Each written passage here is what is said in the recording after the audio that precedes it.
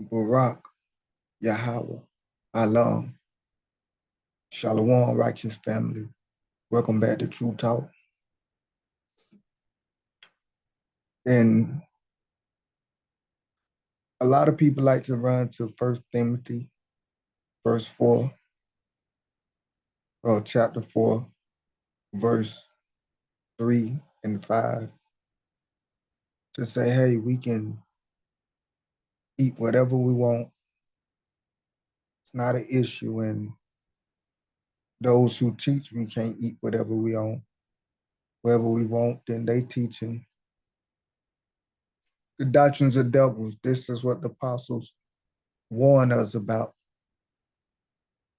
We sit and listen to y'all because y'all are seducing spirits, teaching doctrines of devils, telling us that we can't eat pork, we can't eat seafood because all things are created, all creatures God created is good.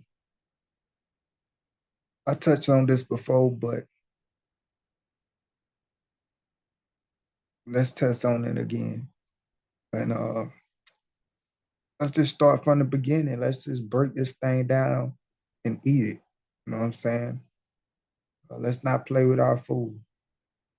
So 1 Timothy chapter 4 and verse number 1 reads, "Now the Spirit speaketh expressly that in the latter times some shall depart from the faith." Now, like I said, we're going to dissect this thing, so we're going to stop right there. Now, when I was young in the truth, young in learning the scriptures, when I read this and when I heard this, my thoughts was, oh, they're going to start becoming atheists, that they going to leave Christianity and join some other religion. That's what it means, they're going to depart for the faith. Or they're going to stop believing in the Messiah. And all three of those things, still to this day, I believe. But I think it's even more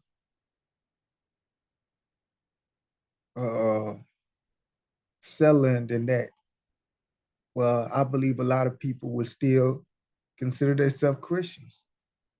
I believe a lot of people today has departed from the faith that consider themselves Christians and believers.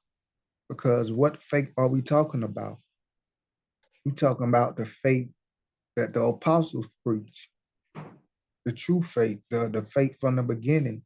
And if anybody that truly has asked the Most High for understanding and been led to understand religion and Christianity and the Roman Catholics and how we got what we consider today Christianity, you know that today's Christianity is not the faith or the way that the apostles taught and believed. That if let's just call it Christianity, let's just say today's Christianity in the original Christianity. The original Christianity believed in keeping the Most High holy days. The original Christianity believed in keeping the Most High laws, statutes, and commandments. The original Christianity believed in the Messiah. So if you in error in either one of those, then you departed from the faith,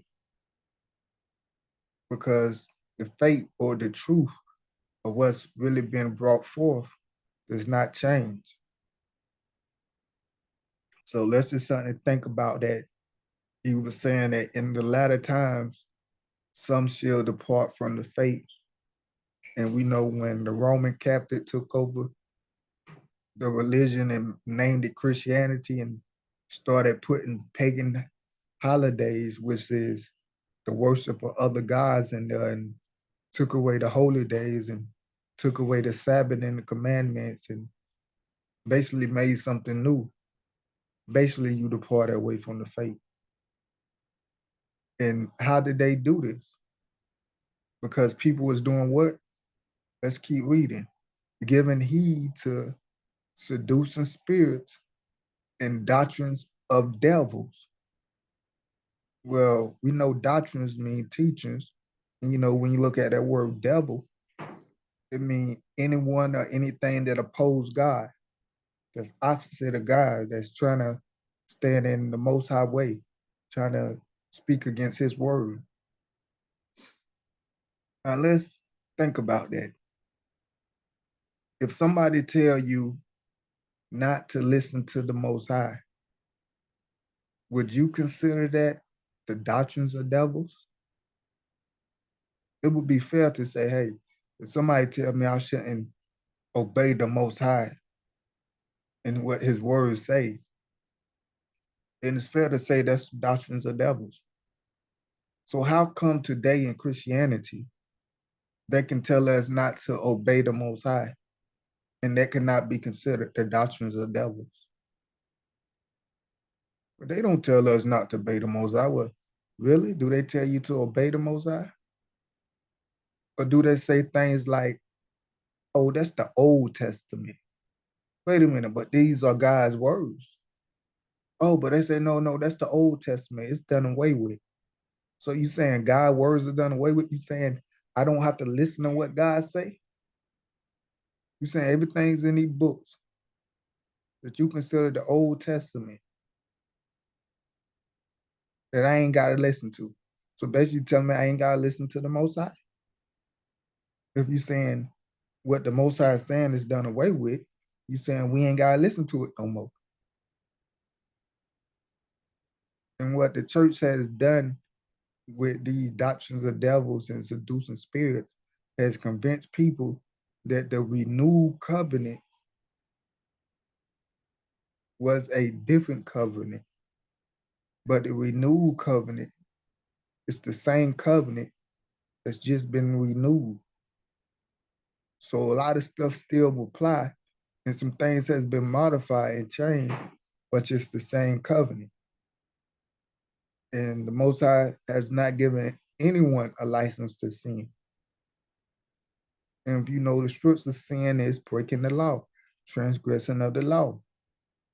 You cannot go around murdering, killing, lying, raping, and think you're gonna make it into heaven. It's just not gonna happen. And you can say, well, I'm just gonna love. The scripture command me to love. But how do you know how to love? We love according to how the scriptures tell us to love. And the scriptures tell us to love not by emotions, but by actions. And it tell us how to love by not killing, by not lying, by not sleeping with our neighbor's wife, by giving to the poor. All this is the law. So yes, the law is love. The law teaches us how to love. And if we love, we complete the law because the law is love. But you got to know the law and do the law to be able to love and know how to complete the law through love. But nevertheless,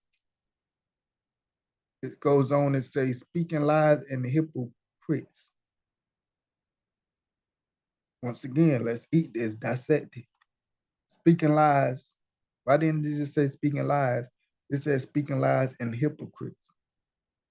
And if we look at that word hypocrite, it goes back to being deceitful. So it's basically speaking lies and deceit. Because one thing about people, as much as we are sheep and we can be deceived, a lot of us, when we hear a lie, we know a lie. A lot of us can tell when something is off.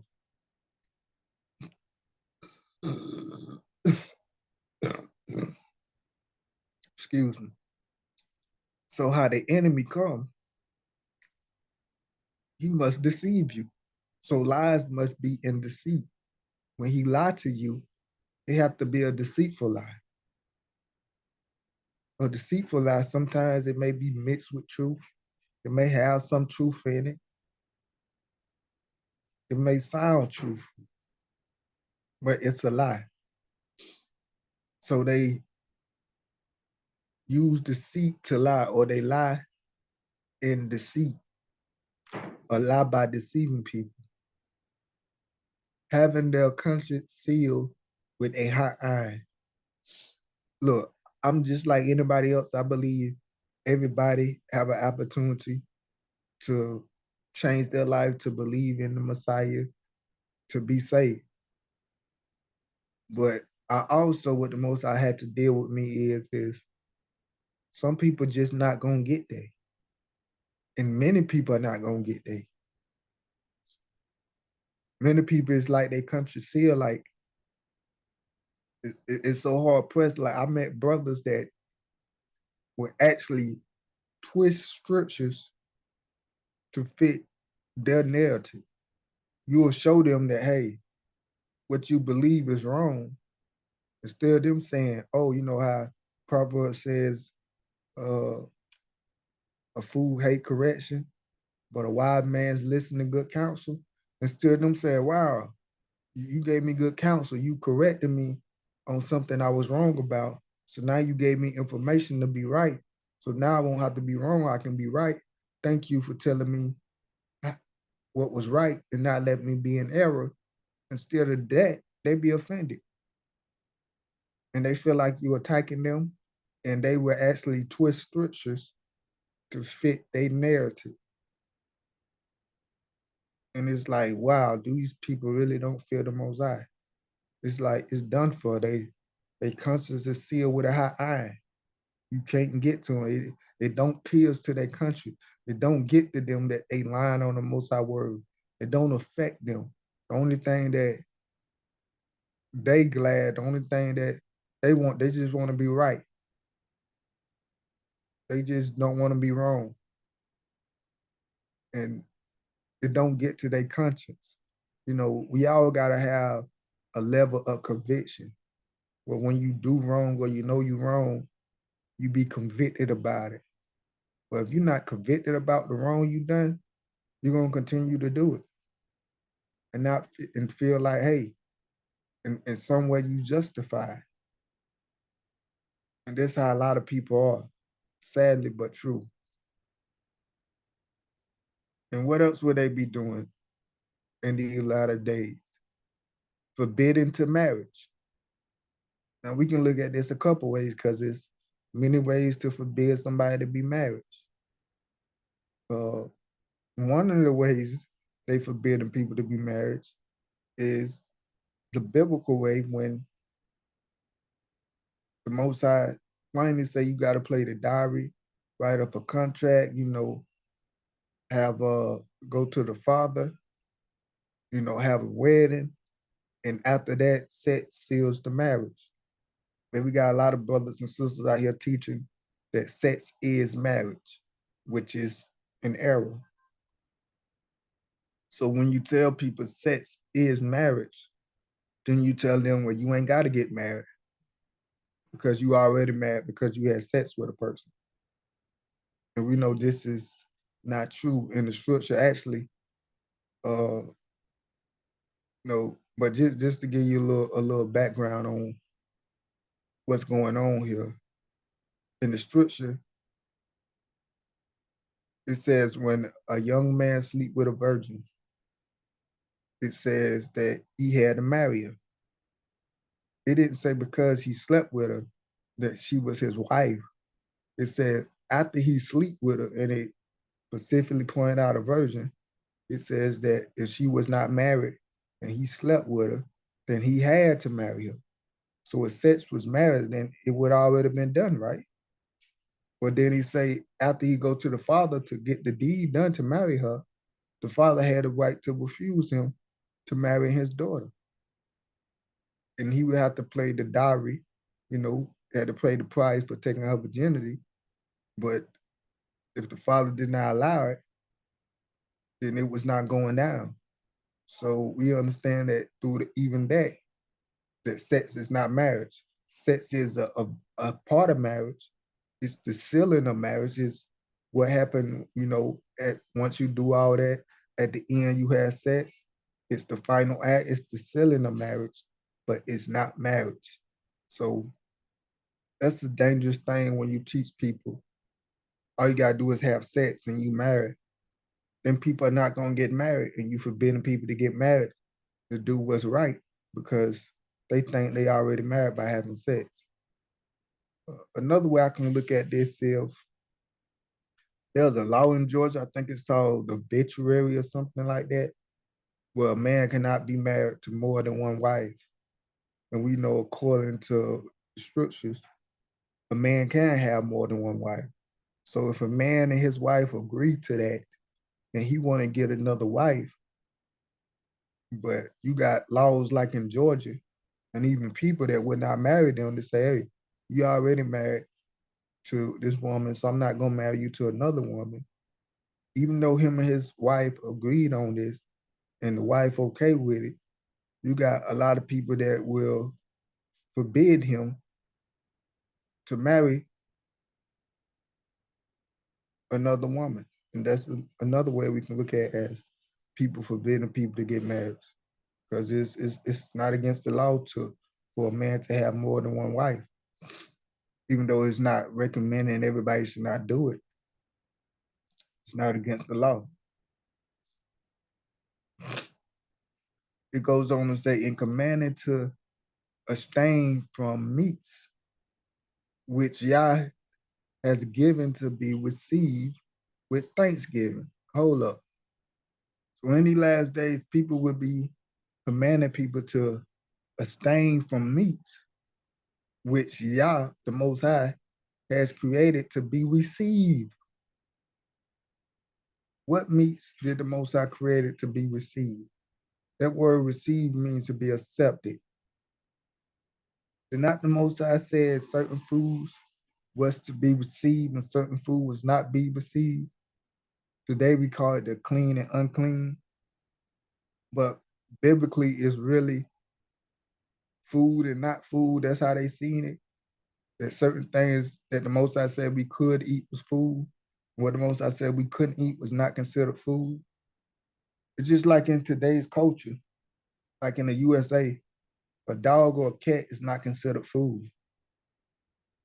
But in other countries and other cultures, a dog and a cat it's on the food list. It's considered a food. So if we don't consider a dog or a cat food, or we consider a cow and a pig food, and they both creatures of the Most High, but according to culture, certain things are considered food and not. It's the same thing back then, but they was working on the Most High. What He allowed for us to eat was food, and what we wasn't allowed to eat was not considered food. But today we call it clean meat and unclean meat. But nevertheless, the Most High gave us instructions to what to eat and what not to eat. That's why it says God has created to be received. So these people are telling us not to eat the quote unquote clean meat, telling us don't eat the cow, don't eat the lamb. And I know some people with that teachings.